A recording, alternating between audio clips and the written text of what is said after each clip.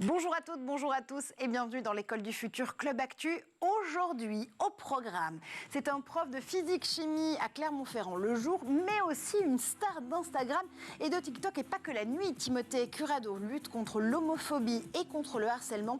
C'est notre influenceur éducation à suivre cette semaine. C'est un peu mon influenceuse à moi, Jeanne Dreyfus. Jeanne, tu as forcément une idée derrière la tech. Et aujourd'hui, on va voir avec toi que les intelligences artificielles peuvent détecter les faussaires, mais pas que, quand l'IA nous dévoile les coulisses de l'art. Tout à fait, on entraîne les IA dans tous les domaines et l'art n'y échappe pas. C'est ce qu'on découvre aujourd'hui avec des études passionnantes qui ont révélé les récentes prouesses de l'intelligence artificielle dans le domaine de l'art. C'est aujourd'hui qu'on en parle. Eh ben, c'est formidable et on le fera avec toi. Notre Club Actu du jour, deux sujets, vous le savez, comme d'habitude. Le premier, peur cyber sur les ministères. C'est un rapport sénatorial qui vient de le dévoiler. Le ministère de l'Éducation nationale a été ciblé par 144 attaques pour l'année 2021. Ajouté aux cybermenaces le risque de blackout numérique, nos systèmes d'information peuvent-ils encaisser les chocs à venir? On se posera la question. Et en deuxième partie, balance ton youtubeur, un hashtag qui se fait entendre sur les réseaux depuis 2018 et qui déclenche une enquête préliminaire de la brigade de protection des mineurs. Garde à vue pour le youtubeur Norman et prise de conscience pour les plateformes qui portent ces influenceurs en tête de leur trendy topic. Son nom débat aujourd'hui avec Stéphane Zibi pour Ionis X pour On refait le Mac et on en débat aussi avec Alexis Clouet pour Digital Collège et Métavers Collège. Bonjour à vous messieurs. Bon. Visiblement, il y a un dress code dont je ne t'ai pas mis au courant, mais ça, on en parlera après. Et en duplex avec nous aussi pour parler cyber, le hacker éthique Sax, a.k.a. Clément Domingo. Hello Clément, tu es toujours le fondateur de Hackers Without Borders, ça n'a pas changé. Exactement, bonjour Marjorie et bonjour à tous vos invités en plateau. Allez, on débat tous ensemble dans un instant, mais d'abord, focus. Et du haut de ses 28 ans, Timothée Curado fait bouger les lignes en assumant face à ses élèves son homosexualité. Le jeune professeur de physique-chimie dans le lycée de Clermont-Ferrand lutte à sa façon contre l'homophobie et le harcèlement. Et il n'y a pas que ses collégiens d'ailleurs qui le suivent. 1,3 million d'abonnés sur TikTok, 184 000 sur Instagram. Portrait de notre influenceur éducation de la semaine, c'est tout de suite avec Xavier Terrade. Je m'appelle Timothée, je suis professeur de physique-chimie, j'ai des secondes, des premières et terminales. Et j'enseigne aussi en première et deuxième année à l'université. Et très actif sur les réseaux sociaux, notamment Instagram et TikTok. Quand on tape professeur influenceur dans Google, son nom est l'un des premiers qui apparaît. Et pour cause, Timothée Curado est plus connu sous le nom de TeamTHC sur TikTok, où il a 1 300 000 abonnés. Sur son compte, ce professeur de physique-chimie d'un lycée de Clermont-Ferrand de 28 ans n'hésite pas à se moquer gentiment de lui-même, de ses collègues, mais aussi de ses élèves. Bonjour, excusez-moi, je trouvais pas la salle, madame. Non mais madame, m'envoyez pas en vie scolaire, c'est à cause de la prof de français, là, elle met 30 ans à nous lâcher aussi. Pourquoi tout le monde arrivait à l'heure et pas moi? Ok, vous êtes une bande de clochards, de toute façon. Bonjour. Oh punaise, la porte est fermée, tu crois qu'elle va nous prendre, là? Mais si la porte est fermée, cherche pas, frère, c'est mort. Mais pour 2 minutes, elle aussi, là. Bon, allez, aujourd'hui, on va faire un travail de groupe. Sarah, tu vas aller travailler avec Jules et Kevin, s'il te plaît. Pardon? C'est quoi ça? Sarah, tu vas travailler avec Jules et Kevin. Non, on joue pas dans la même division. Moi, je fais les 3-4 millions d'audimat, je me mélange pas avec les clochards. Sorry, darling. Non? Oh, attends, c'est pas toi qui décide, c'est moi qui fais les groupes. Et t'as pas à les traiter de clochards, déjà. Sur Instagram, Timothée Curado a près de 200 000 followers. Sa notoriété lui a permis de participer avec d'autres amis influenceurs à la série Dans le manoir sur YouTube, mais aussi de multiplier les partenariats avec des marques. Mais malgré ses multiples activités et sa constante envie de se renouveler, Timothée n'en oublie jamais son premier métier, professeur, un prof enseignant également à l'université et qui n'hésite pas à assumer son homosexualité au risque de faire parler, même en salle de classe. Je sens que l'année va être longue. Mais longue. On me pose souvent la question si les élèves me respectent. La réponse est oui, dans la majorité des cas. Mais clairement, ce matin, il m'a pas du tout respecté. Pas du tout. Et là, il me regarde. Et il me dit pas. Bah ça va, monsieur, il vous a bien fallu 2 ans pour trouver un mec. Bien sûr, tout le monde s'est mis à rigoler. Et moi aussi. Dans ses vidéos, il le dit avec humour, mais chez ses élèves et ceux qui le suivent sur les réseaux sociaux, cela a permis de libérer la parole. À sa façon, sous couvert de vidéos légères et d'humour taquin, Timothée Curado est devenu une des principales figures 2.0 de la lutte contre l'homophobie et plus globalement.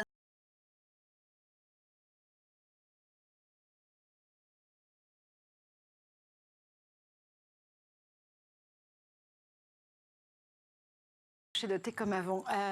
C'était donc pour Timothée Curado, un prof qu'on adore évidemment ici dans l'école du futur. Dans un instant, on ouvre notre club actu de la semaine. On va parler de cette épidémie de cyberattaque, risque de blackout numérique. Est-ce qu'on va pouvoir tenir? On en parle justement avec nos débatteurs du jour. Et ces débatteurs pour ce club actu, évidemment, ce sont Stéphane Zibi. Stéphane, tu es toujours directeur de Ionis X, toujours dans l'équipe de On refait le Mac. Alexis Clouet, tu es toujours CTO de Digital et Métavers Collège, ça n'a pas changé non plus, tout va bien. Et Clément Domingo, Clément, évidemment, a.k.a. Sax, tu es hacker éthique, tu nous rejoins en duplex. Tu es le fondateur de Hackers Without Borders et tu viens de délivrer notamment un très beau TEDx à Rennes. Un hacker peut-il avoir une éthique? C'est à retrouver notamment sur la chaîne YouTube de TEDx et de ce TEDx Rennes. Tu veux nous aider à y voir plus clair justement sur ces cyberattaques de la semaine. Et d'abord, je voulais citer ce chiffre, ou plutôt ce rapport, puisque fin novembre, début décembre, c'est le moment où le Sénat remet un rapport sur les cyberattaques et les cybermenaces. Et pour justement pouvoir qualifier l'année précédente, l'année 2021, eh bien, ce rapport, aujourd'hui, nous dit que les ministères sont de plus en plus ciblés par les cyberattaques. Un rapport dont le média institutionnel, la lettre A eu la primeur. Parmi les ministères, c'est donc l'éducation nationale qui a été principalement pris pour cible par les hackers, avec 144 incidents répertoriés en 2021. C'est un chiffre qui est en constante augmentation, puisque le ministère avait connu 58 attaques en 2020. Ça en faisait déjà le ministère le plus ciblé du gouvernement. Clément, j'ai envie de faire appel justement à ton ingénierie sociale, si j'ose dire. Pourquoi est-ce que le ministère de l'Éducation fait partie des ministères les plus hackés? Pour la simple et bonne raison, juste avant de répondre, je pense que ce chiffre, à la fois ne me surprend pas, peut-être qu'il surprendra d'autres personnes, mais il faut quand même savoir aujourd'hui que lorsqu'on parle de cyberattaque, déjà ce qu'on voit dans la presse, si par exemple on prend 10 cyberattaques qui sont sorties dans la presse, il faut quand même savoir que on peut facilement faire une petite multiplication de x10, parfois x20. Donc ça veut dire qu'il y a énormément de cyberattaques dont on n'est absolument pas au courant, et parfois qu'on est de l'autre côté, qu'on va intervenir sur des incidents et que c'est traité bien en avant, parfois ça ne sort pas dans la presse. Donc ça c'était déjà un premier aparté pour bien comprendre en effet que quand on voit, ok, il y a eu typiquement le chiffre que vous donniez un peu à Marjorie par rapport aux 141 et 51 sur l'année précédente, c'est pas si énorme que ça, même si on a l'impression que c'est énorme. Puis après, qu'on parle un peu pourquoi le ministère de l'Éducation en particulier ciblé, vous doutez bien que si aujourd'hui vraiment il y a un énorme blackout ou une vraie coupure au niveau de 1, 2, 3 ou 4 grosses académies en France, ça peut commencer à faire très très très mal. Pour faire un petit parallèle, on a commencé à le voir un peu ce qui s'est passé avec le Covid, où il y a eu quand même énormément de difficultés à remettre en place un cadre pour permettre aux élèves, pour permettre aux étudiants à distance de suivre les cours. Donc imaginez un peu une cyberattaque, sauf que là, la cyberattaque est quand même beaucoup plus critique, qu'on parle quand même de cyberattaque avec ce ransomware-là, qui est vraiment la dernière partie de la cyberattaque visible dont on voit, mais qui ne fait partie, hélas, que de 1/10 de toute l'attaque. Donc ça aussi, il faut bien le comprendre. Quand on va parler du ransomware, de la cyberattaque, ok, ce truc très visible, c'est que il y a quand même 8 autres étapes plus critiques qui sont arrivées, que les cyberattaquants, les criminels, sont dans votre réseau depuis en moyenne ce qu'on appelle un peu le dwell time, vraiment le temps moyen, entre 3 et 9 mois. C'est énorme. Donc si on revient un peu sur un ministère comme celui de l'éducation nationale en France, 3-4 grosses académies, dont je ne citerai pas les noms, qui sont totalement à l'arrêt, plus possibilité de redémarrer, plus possibilité surtout d'acheminer les cours vers les élèves. Donc vous comprenez bien pourquoi, à quel point ça peut être critique. Oui, tu le citais, notamment Clément, le type d'attaques qui sont privilégiées par les pirates, notamment pour l'éducation, ce sont donc les attaques par rançongiciel, en très bon français, ransomware. Le phishing aussi, l'hameçonnage, on peut en parler, justement, en cas d'école, pour sans mauvais jeu de mots, c'est la pièce jointe qui est infectée et qui va être la porte d'entrée d'un virus dans son système informatique et son système, justement, d'information. Stéphane, Alexis, l'éducation, c'est une cible définitivement pour les hackers aujourd'hui, Stéphane ? C'est du quotidien, oui, même. On est obligé de surveiller tout le temps. Chez Ionis, les équipes de DSI sont au boulot. Alors déjà, on a des petits malins qui font partie des étudiants du groupe qui s'entraînent un petit peu à nous éprouver. Donc déjà, ça arrive plusieurs fois par an. En tout cas, comme par hasard, les avant-veilles de remise de mémoire et autres. C'est bon, on est rodé, donc ça va, et on prend souvent des élèves des écoles du groupe pour nous protéger. On a des petits génies pour ça. Non, ça fait partie du quotidien, ça, on en est convaincu, on en est conscient. Il faut juste se protéger. Simplement, les techniques sont de plus en plus fines, ils sont de plus en plus forts, et à part les petits malins qui font partie de la maison, il y a ceux qui viennent de l'extérieur. Et ça, c'est beaucoup plus difficile à déceler parfois. Et il suffit juste d'une maladresse, d'un moment, un clic, comme tu dis, avec un petit phishing comme ça qui est parfait, qui ressemble à tout, à rien, pardon. Et en gros, on ne pourrait pas déceler de différence. Et hop, un système entier est là. Et là, par exemple, pas plus tard que ce sujet-là, je trouve que c'est arrivé, c'est aujourd'hui, mais hier, on a eu une petite alerte, voilà, et donc on a dû réparer. Voilà, en urgence. Les alertes, je le vois, tombent littéralement tous les jours. Alexis, je vais faire appel au CTO qui sommeille en toi, en tout cas pour Betavers et Digital College. Là aussi, il faut être attentif, faire attention à chaque moment quand on est en enseignement d'études supérieures. Tu es soumis justement à ces questions d'ASI et d'attaque tous les jours ? Absolument. Alors, on ne le constate pas tous les jours potentiellement, mais on a eu ce cas-là où justement c'était des mails reçus au nom de mes collègues. Donc, il y avait vraiment de la part de nos directeurs d'informatique de nous prévenir en fait. Notre IT nous prévient, nous forme à ça parce qu'effectivement on est également victime. On a des données quand même importantes puisqu'on a des données auprès de nos étudiants, etc. Ouais. Donc on est des cibles. Et aujourd'hui on doit faire très attention. Et effectivement, j'ai reçu il y a un mois de cela le nom d'un collègue avec un mail, un intitulé sur un sujet qu'on connaissait et ce n'était pas la personne concernée. Donc effectivement, ils sont de plus en plus malins et il faut faire attention, effectivement. Ouais.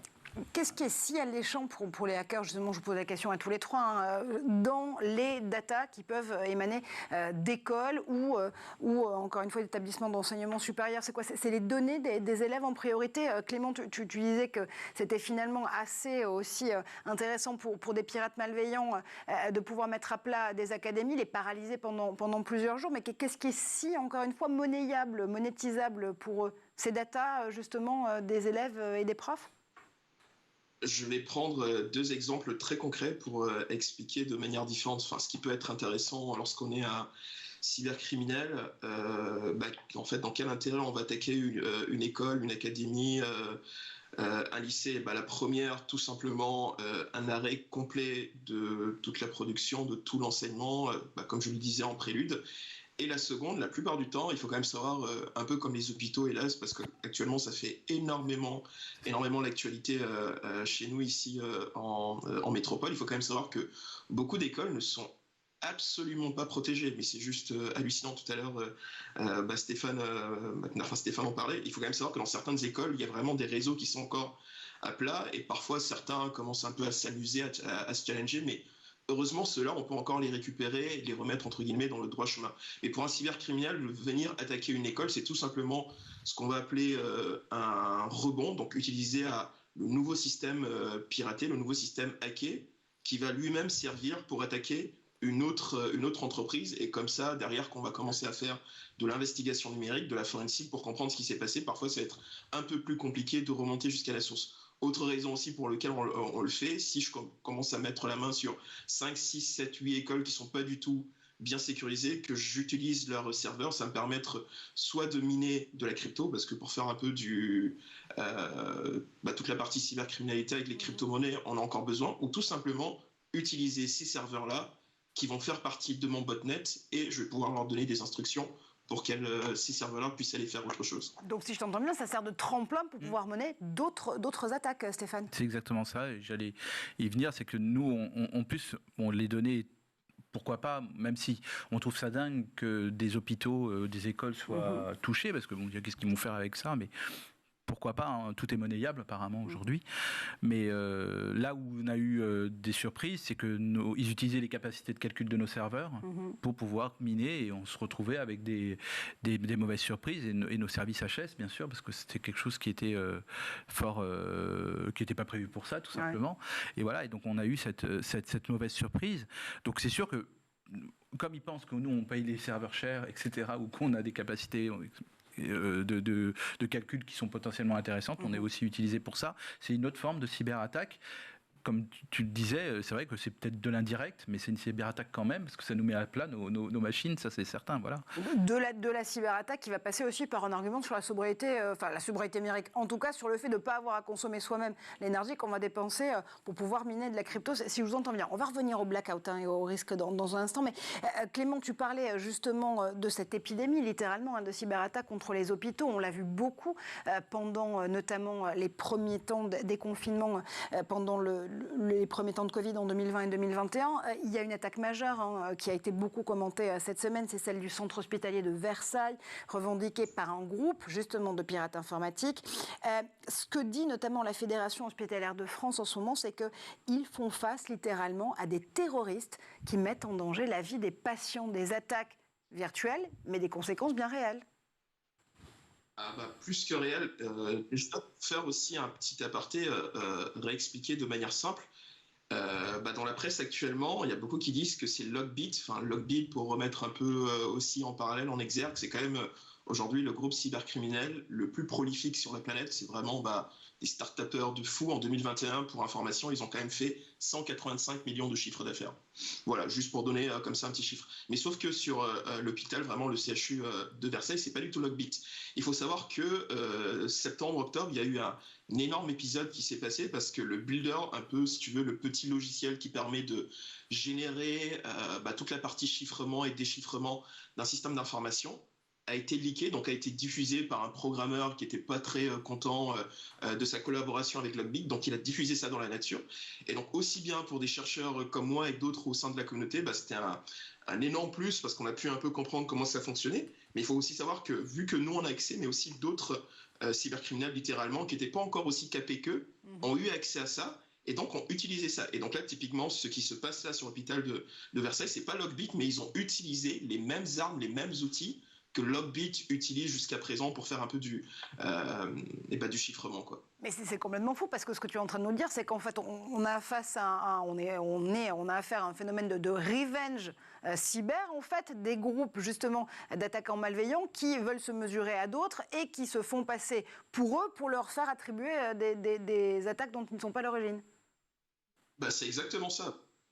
Il faut quand même savoir qu'aujourd'hui, aussi une vraie chasse un peu, course un tout petit peu à la fame, un peu, qui va être le plus prolifique. Et surtout quand un groupe cybercriminel fait parler de lui dans la presse, parce qu'il faut encore bien rappeler qu'aujourd'hui ce sont de vraies entreprises, ce sont de vraies startups organisées avec à la tête vraiment des personnes qui vont s'occuper de toute la partie, certaines du marketing, certains du recrutement, d'autres vraiment du paiement. Et donc il y a des personnes qui sont dédiées de voir qu'est-ce qu'on dit de nous dans les médias. Et donc plus on va parler de toi en tant que groupe cybercriminel dans les médias, plus tu vas pouvoir faire ce qu'on appelle recruter des affiliés en français, donc des affiliates en anglais. Donc c'est tout simplement des petites mains, des petits succursales, si je pourrais un peu m'exprimer de la sorte, un peu partout dans le monde, et pouvoir taper au plus proche des entreprises qui sont, au Venezuela, qui sont en Afrique, au Sénégal, à Cotonou, au Bénin, ici en France, dans tout, et pouvoir faire grossir ton chiffre d'affaires. Donc c'est totalement fou. Et donc quand parfois il y a un peu des petites guerres, des petits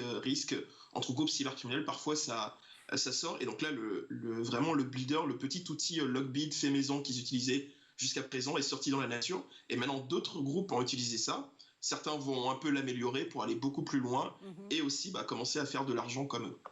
Ouais, des entreprises qui visiblement, elles connaissent pas la crise selon l'expression consacrée. Je voudrais qu'on prenne quand même quelques minutes pour parler de ce risque de blackout numérique, parce qu'on l'a abordé très rapidement avec Stéphane tout à l'heure. Cette crise énergétique, évidemment, elle nous contraint à faire attention à l'énergie qu'on utilise et aux coupures d'électricité qui pourraient justement s'avérer de grande ampleur dans les prochains jours.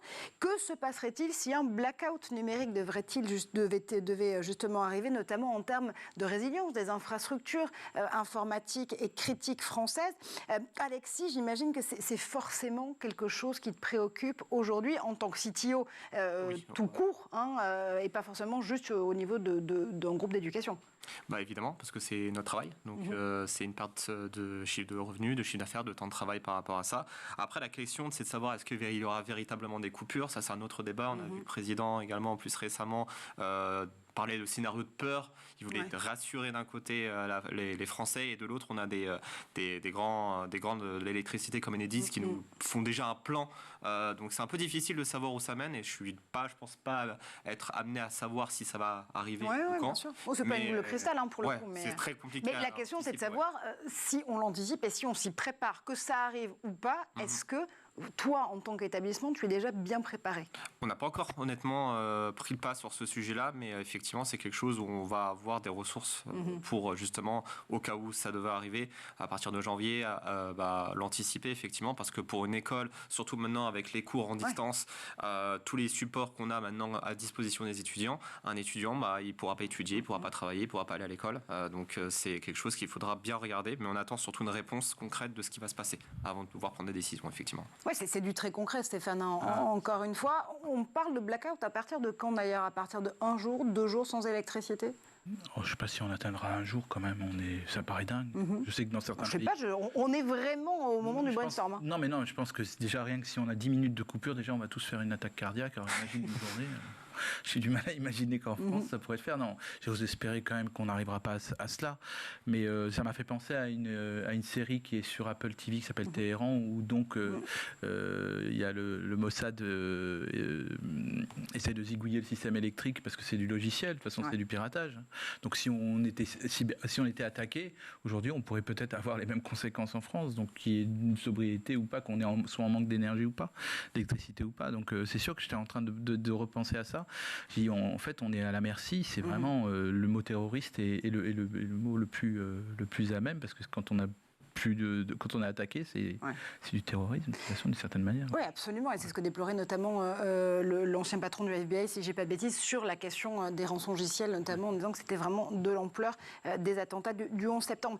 Clément, je voulais quand même juste t'entendre sur cette dernière info. Aujourd'hui, le 8 décembre, c'est le jour qui a été choisi par l'ANSSI, l'Agence nationale de sécurité des systèmes d'information, et le campus cyber, pour lancer son grand exercice. Justement, comment s'y préparer? Ça s'appelle Rempart 22. Tout en programme d'ailleurs, rien que dans le titre. L'idée, c'est d'avoir une répétition grandeur nature pour pouvoir notamment se préparer aux risques cyber majeurs, oui, mais aussi à ce fameux blackout numérique s'il devait arriver. Tu fais très bien de le rappeler. Il faut quand même savoir, j'entendrai un peu Alexis, Stéphane, toi aussi. C'est vrai en effet qu'aujourd'hui on parle beaucoup de ce risque de blackout, mais moi je vais plutôt prendre un peu le côté cyber que je connais plus. Il faut quand même savoir que en France, on est quand même très très très bien armé, très très très bien préparé, parce qu'il y a des exercices de gestion de crise et qu'il y a un peu le secteur RTE, électricité, qui est très très surveillé, et donc une cyberattaque ne pourrait pas arriver directement. Après qu'il y ait une coupure, ça c'est encore une autre chose, mais aussi un peu rassurer les gens en disant que c'est pas aussi simple et facile de le faire, parce qu'il y a beaucoup de mécanismes qui en tout cas empêcheraient à 98% que cela puisse arrêter. Et les exercices de gestion de crise, aujourd'hui je pense qu'il n'y a pas mieux, parce que c'est ce qui va te préparer à faire face à la vague, parce que tu le veuilles ou pas, aujourd'hui il y a ce fameux adage-là qui dit que ce n'est pas de savoir si tu vas être attaqué ou pas, c'est juste une question de temps, et au regard de ce qui s'est passé en 2022 en France sur ce cru,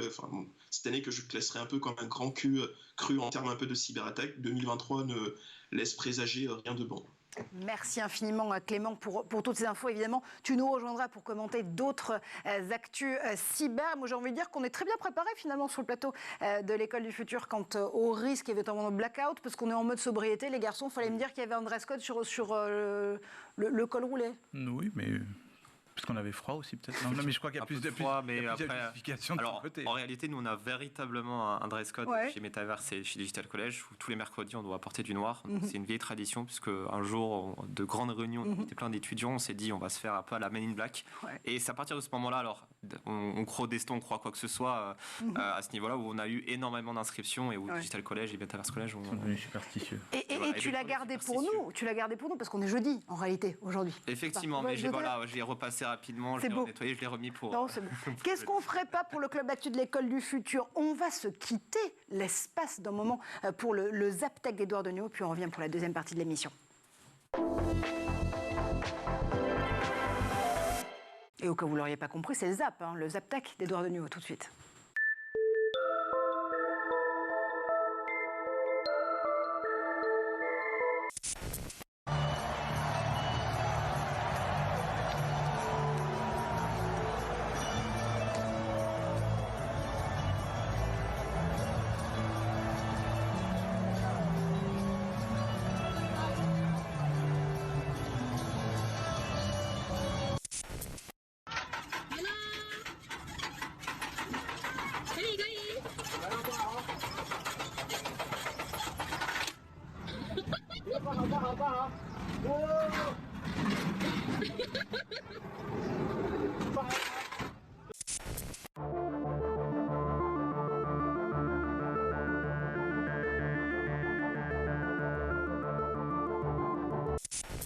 Let's do time trials for 3 different ways to empty this bottle. The first way is to do absolutely nothing special and just flip it upside down. As you can see, this is really slow because the air bubbles have to go in to fill the vacuum that's created as the water's leaving, and these bubbles obstruct the flow of water.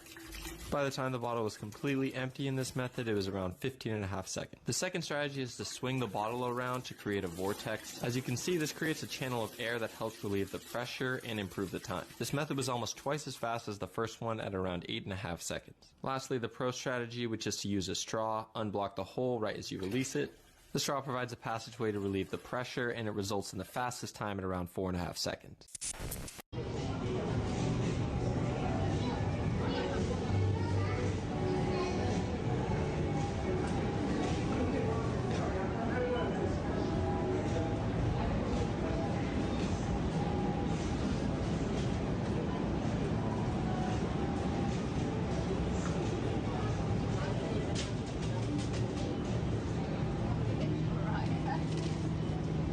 Et on est de retour sur le plateau de l'École du Futur.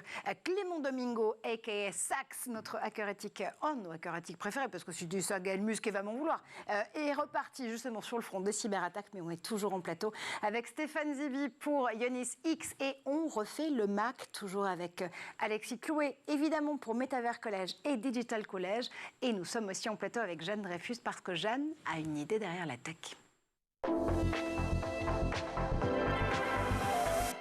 Et Jeanne, aujourd'hui, on va parler IA avec toi. Comment est-ce qu'elle peut être entraînée justement sur des œuvres d'art pour les reconnaître et même les authentifier? Eh bien, est-ce que les experts et les historiens d'art seront toujours utiles dans un siècle? Voilà une question que je me suis posée quand cet automne, une société suisse nommée Art Recognition avait utilisé une technologie d'intelligence artificielle pour remettre en cause l'authenticité d'une œuvre de Titien, diagnostic d'autant plus retentissant que l'œuvre conservée à la Kunsthaus de Zurich est la seule à être possédée par la Confédération helvétique de cet artiste vénitien.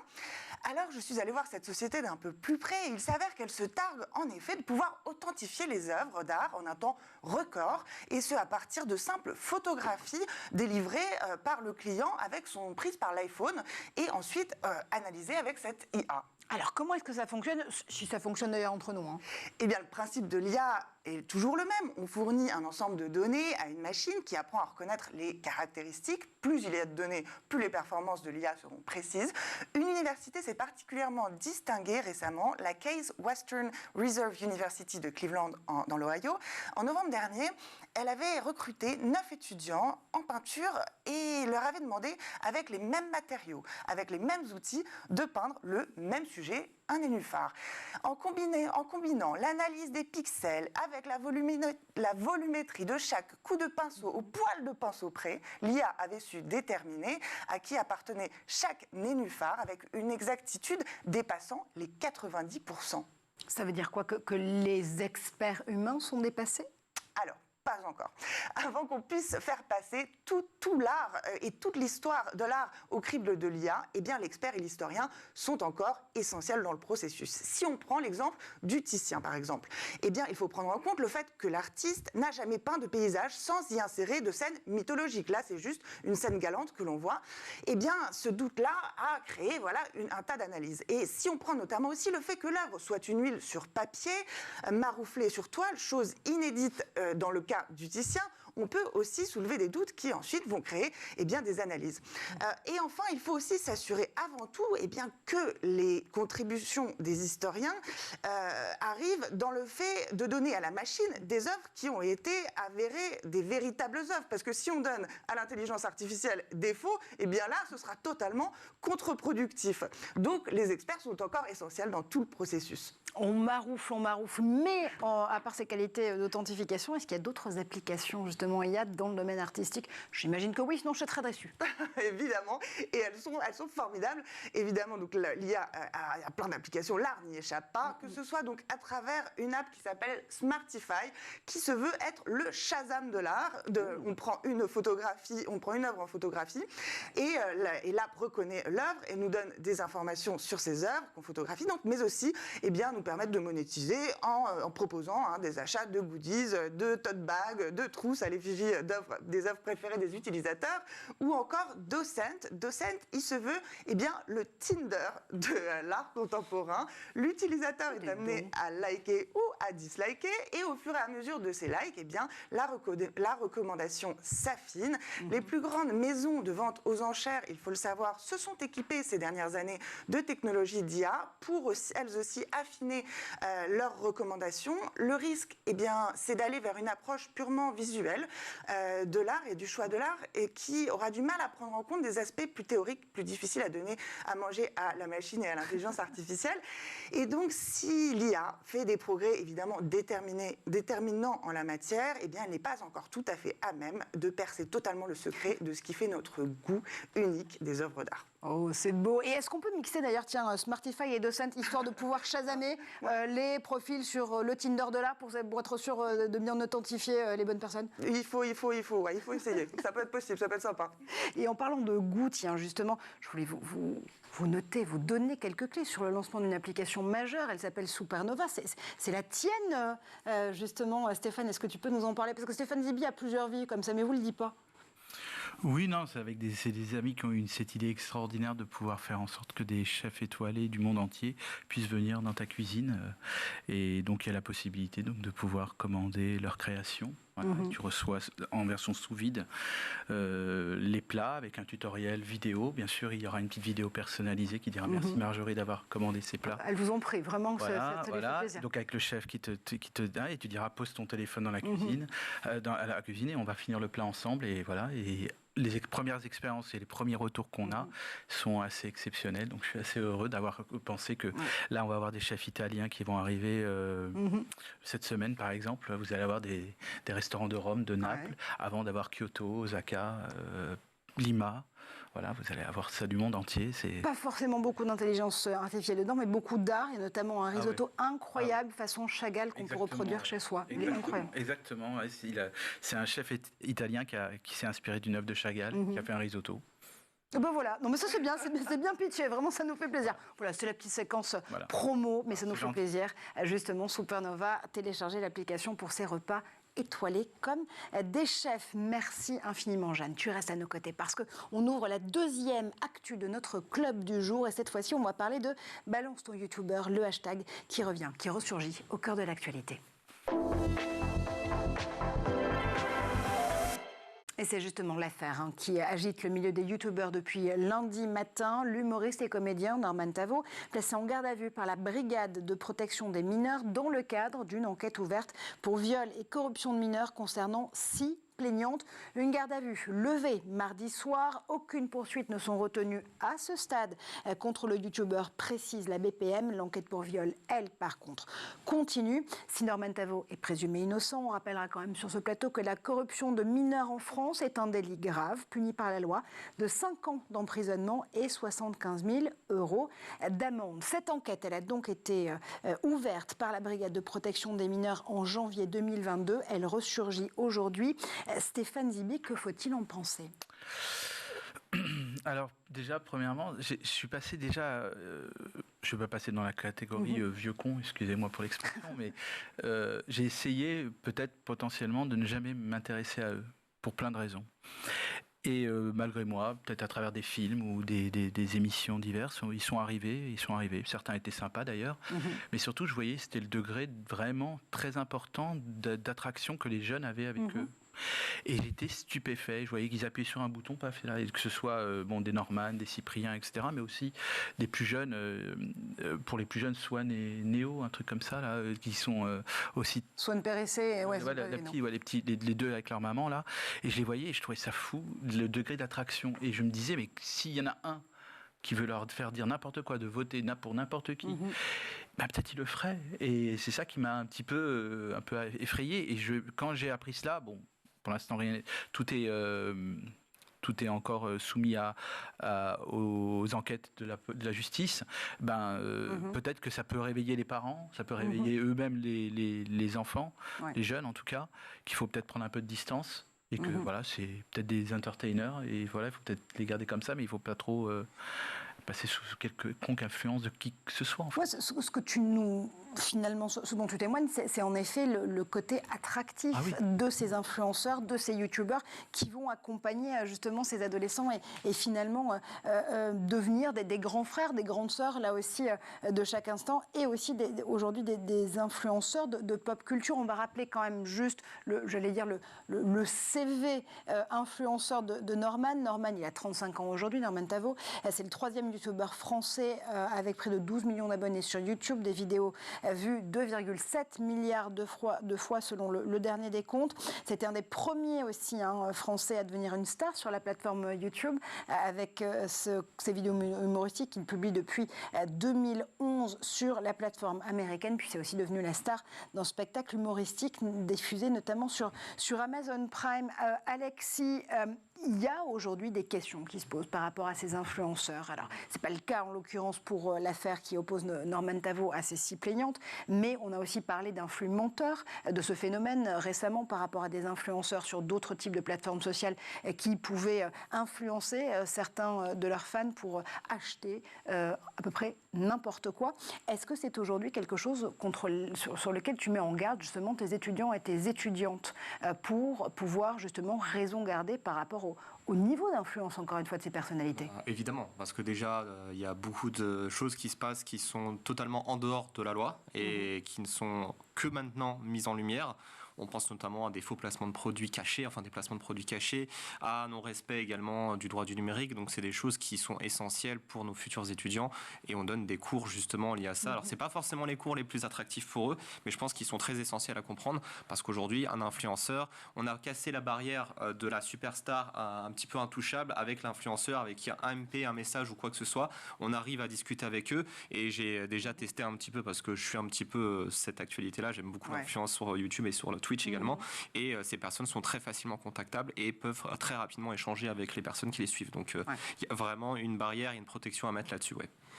La barrière et la protection, c'est peut-être aussi les groupes qui les représentent, qui peuvent la mettre. En l'occurrence, dans le cas de Norman Tavo, c'est Webedia, un groupe français qui se fait connaître depuis plusieurs années dans la création de contenu, dans les médias aussi. C'est un groupe qui représente aussi Pure People ou encore Allociné. Webedia a fait connaître connaître sa position dès le début de la garde à vue de Norman Tavo et justement cesse toute activité, suspend ses activités de collaboration avec Norman. On peut rappeler que Webedia représente aussi notamment Cyprien ou encore Natou. Pour l'instant, c'est la seule entreprise qui travaille avec Norman Tavo à s'être prononcée, à avoir suspendu sa collaboration. Est-ce qu'on pourrait attendre la même prise de position, en tout cas une façon de se déterminer pour Amazon Prime? Je le rappelais, Norman Tavo, son spectacle est disponible sur Amazon Prime en ce moment, ou notamment YouTube, qui est justement la plateforme qui l'a fait connaître. En fait, la position de Webedia, elle est particulière. C'est parce qu'eux, ils ont réussi à professionnaliser des choses. Ils sont devenus agents et devenus des très bons managers pour ces gens-là, parce qu'au départ, ils faisaient ça un peu comme ça. Ils avaient beaucoup de monde, ils avaient un certain talent et ils se sont professionnalisés. Et c'est sûr que grâce à Webedia, ils ont pu permettre à passer à une autre étape de leur carrière à tous ces créateurs de contenu. Et c'est sûr que Webedia, si Webedia a pris cette position-là, c'est quelque chose qui doit aussi marquer les autres influenceurs également. Dire voilà, il y a une ligne jaune à jamais dépasser. Et si par exemple il y a juste une présomption, c'est tout l'ensemble finalement des youtubeurs qui se retrouvent touchés. Parce que potentiellement, on dit ouais, mais il y a une influence, il y a une comment dire, pas une subordination, j'aimerais pas donner ce terme-là, mais il y a quand même quelque chose qui est réel et qui est tangible envers tous les influenceurs possibles et inimaginables. Donc c'est pour ça qu'ils ont pris cette position qui est pour moi la position qui est normale, mais c'est sûr que il paraît compliqué que les autres marques puissent continuer ça paraît, ils l'ont fait pour Kanye West. Encore heureux. Alors sur d'autres thèmes, et en l'occurrence sur d'autres thématiques qui est tout aussi grave. Oui, bien sûr, bien évidemment, ça c'est certain, mais il n'y a pas d'autre choix aujourd'hui.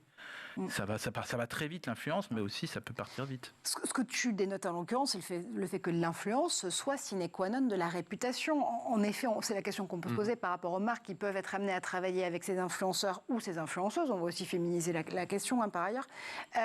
Comment est-ce que des marques peuvent prendre position aujourd'hui? Est-ce qu'il faut qu'elles le fassent dès le début de ces affaires, dès les premières justement accusations qui peuvent être portées?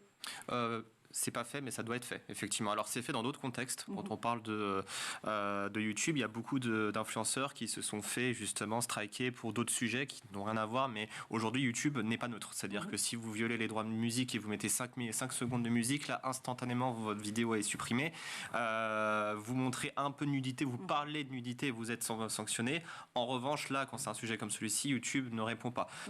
YouTube a peut-être une solution pour à la fois préserver cette présomption d'innocence, mais également intervenir, c'est par exemple démonétiser le temps du procès les vidéastes, ou même de bloquer la chaîne durant le procès de Norman, par exemple, ou alors juste de le déréférencer. Si le procès devait y avoir lieu.